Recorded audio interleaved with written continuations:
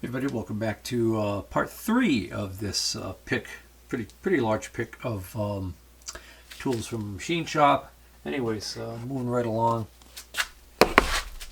Next item is this. We got a very early Starrett case. Has a nice Starrett drop indicator or depth indicator in it, and this does actually work perfectly fine. It's the number 644.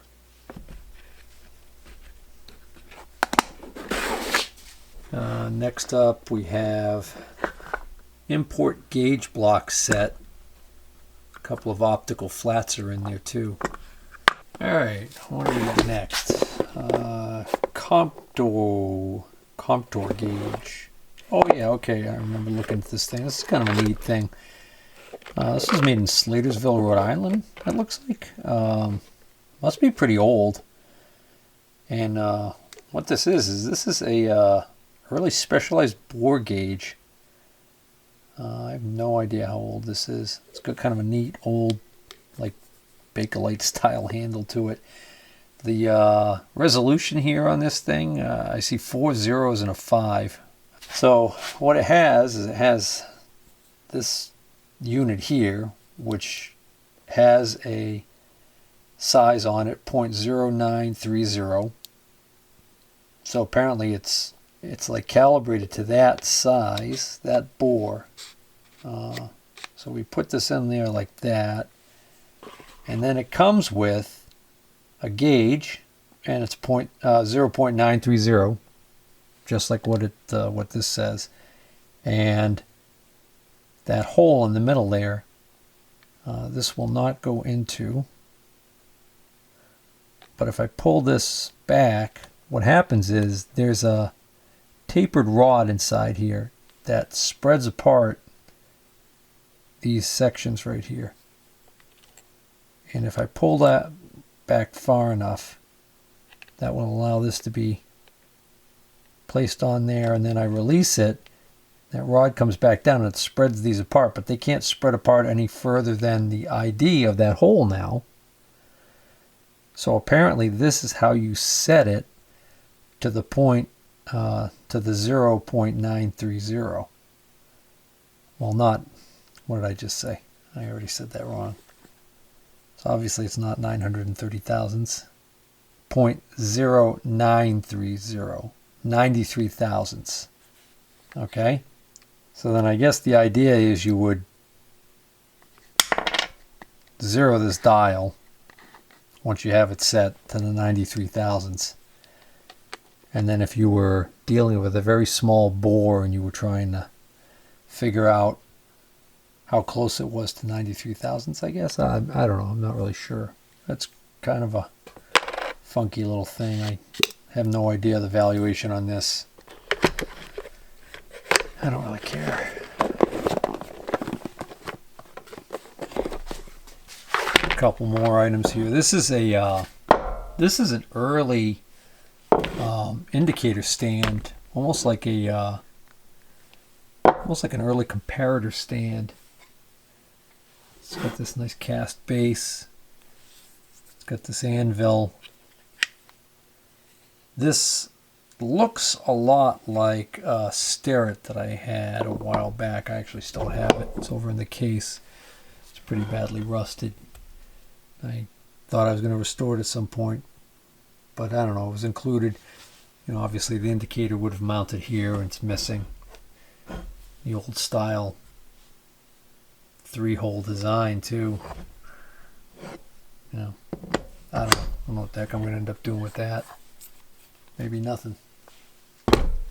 And then a Mitutoyo digital micrometer, which I mean, I've got a couple of these now. Got one right now that was working perfectly fine. Had nothing wrong with it. Put it away for a while, took it out, went to use it, and it was broken. It was giving an error message that when I looked up online, said that maybe there was some dirt or something had gotten inside there and caused a problem. But since mine was not being used and was in its case, I don't understand how it just went bad sitting there. Well, actually, I do understand. It's electronic. Who knows what the hell happened inside that thing. So I don't even know if I'm going to bother doing anything with this. This one's kind of beat. I think this is supposed to wake on turning the thimble. So if it doesn't have battery in it, or if the battery's dead. Here's the one I had for a while. It was, like I said, very similar model, almost identical. And again, this was working perfectly fine, and then one day I just went to use it and it was crud.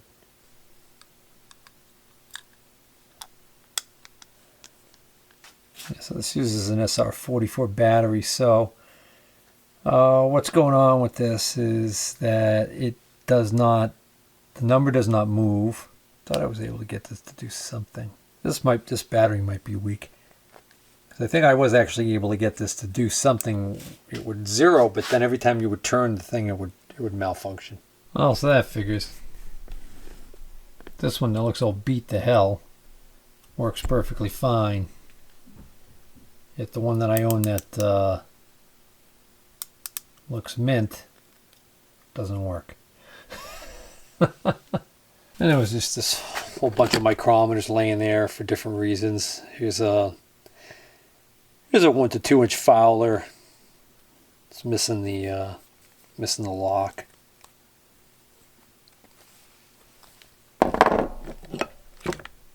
Here's a 2 to 3 inch from the same series. Lock's still present on that one.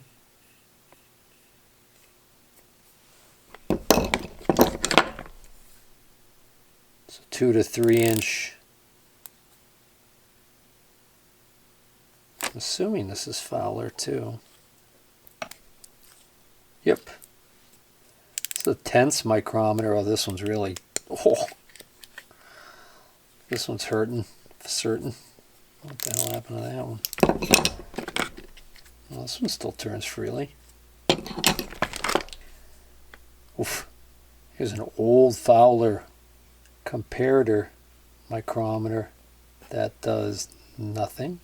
It's a paperweight. Or it's a blade micrometer, an early Starrett one. Or is that just a regular micrometer that somebody ground? Another comparator micrometer, also broken.